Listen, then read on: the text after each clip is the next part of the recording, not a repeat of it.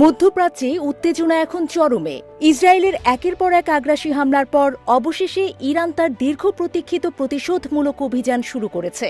শুক্রবার গভীর রাতে দখলকৃত ফিলিস্তিনি ভূখণ্ডের দিকে ইরানের ক্ষেপণাস্ত্রের এক বিশাল বহর ছুটে গেছে, যার ফলে অবৈধ বসতি স্থাপনকারীরা প্রাণ বাঁচাতে আশ্রয়কেন্দ্রে যেতে বাধ্য হয়েছে।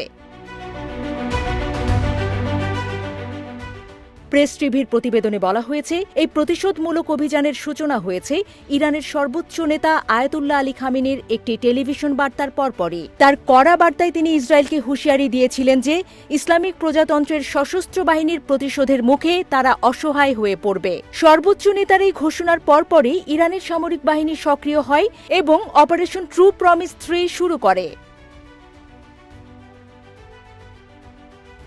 ইসরায়েলি আগ্রাসনের মাত্র 24 ঘণ্টারও কম সময়ের মধ্যে শুক্রবার রাতে Islamic revolution guards core IRGC এক আনুষ্ঠানিক বিবৃতির মাধ্যমে এই অভিযানের কথা নিশ্চিত করেছে।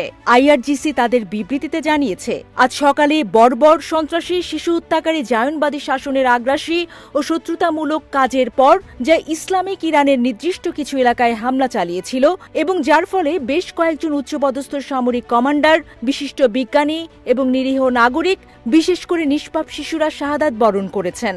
ইসলামিক রেভলিউশন গার্ডস কোর দখলকৃত ভূমিতে দখলদার জায়নবাদী শাসনের ডজন খানেক স্থান, সামরিক কেন্দ্র এবং বিমান ঘাঁটি লক্ষ্য করে তাদের দৃঢ় ও নির্ভুল পাল্টা আক্রমণ অভিযান প্রমিস ট্রু অপারেশন 3 শুরু করেছে।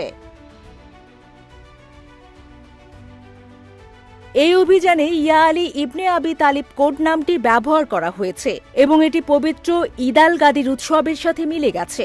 আইআরজিসি আরও জানিয়েছে যে অভিযানের বিস্তারিত তথ্য পরবর্তীতে প্রকাশ করা হবে। ফুটেজে দেখা গেছে ইরানের ক্ষেপণাস্ত্র ইসরায়েলি প্রতিরক্ষা ব্যবস্থার একাধিক স্তর ভেদ করে তাদের লক্ষ্যবস্তুতে আঘাত হানছে। ইসরায়েলি গণমাধ্যম বিভিন্ন স্থানে সাইরেন বাজার খবর দিয়েছে। এর মধ্যে রয়েছে ওয়েস্টার্ন গালিল, সেন্ট্রাল গালিল, সাফেদো এর আশেপাশে, আপার গালিল, দখলকৃত আল কুদসের পশ্চিমে, হাইফা এবং তেল আবিব। এসব স্থানে জরুরি অবস্থা জারি করা হয়েছে এবং বেসামরিক নাগরিকদের নিরাপদ স্থানে আশ্রয় নিতে বলা হয়েছে। এই প্রতিশোধমূলক অভিযানটি ছিল ইসরায়েলের অভিযানে উচ্চপদস্থ ইরানি সামরিক কমান্ডার এবং পারমাণবিক বিজ্ঞানীদের ধারাবাহিক হত্যাকাণ্ডের সরাসরি প্রতিক্রিয়া। শুক্রবার ভোরবেলায় সংঘটিত এই হামলাগুলো ইরানকে তার সামরিক শক্তি প্রদর্শন এবং প্রতিশোধ নিতে বাধ্য করেছে। নিহতদের মধ্যে ছিলেন ইরানের সশস্ত্র বাহিনীর chief of staff major general Mohammad Bagheri, IRGC command in chief Hossein Salami, IRGC aerospace ডিভিশনের প্রধান brigadier general Amir Ali Hajizadeh এবং senior IRGC commander general Gholam Ali Rashid. এছাড়া পারমাণবিক বিজ্ঞানী doctor Fereydoun Abbasi, doctor Mohammad Mehdi Tehranchi এবং doctor Abdul Hamid মিনুচার পৃথক হামলায় শহীদ হয়েছিলেন। এই হত্যাকাণ্ডগুলো ইরানের সামরিক ও বৈজ্ঞানিক সক্ষমতার উপর আঘাত ছিল, যা প্রতিশোধের কারণ হিসেবে কাজ করেছে। এর আগে ইরানি সেনাবাহিনীর পাবলিক রিলেশনস বিভাগ ঘোষণা করেছিল যে তাদের বিমান প্রতিরক্ষা বাহিনী সফলভাবে ইসরায়েলি শাসনের 2টি F-35 যুদ্ধবিমান এবং অনেক ড্রোন আঘাত করে ধ্বংস করেছে। এই ঘটনার পর যুদ্ধবিমান চালকদের ভাগ্যে কি ঘটেছে তা এখনও অজানা এবং বর্তমানে তদন্তাধীন।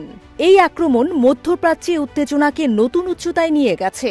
ইরান সরাসরি ইসরায়েলের বিরুদ্ধে সামরিক পদক্ষেপ নেয়ায় এই অঞ্চলের স্থিতিশীলতা আরও ঝুঁকির মধ্যে পড়েছে।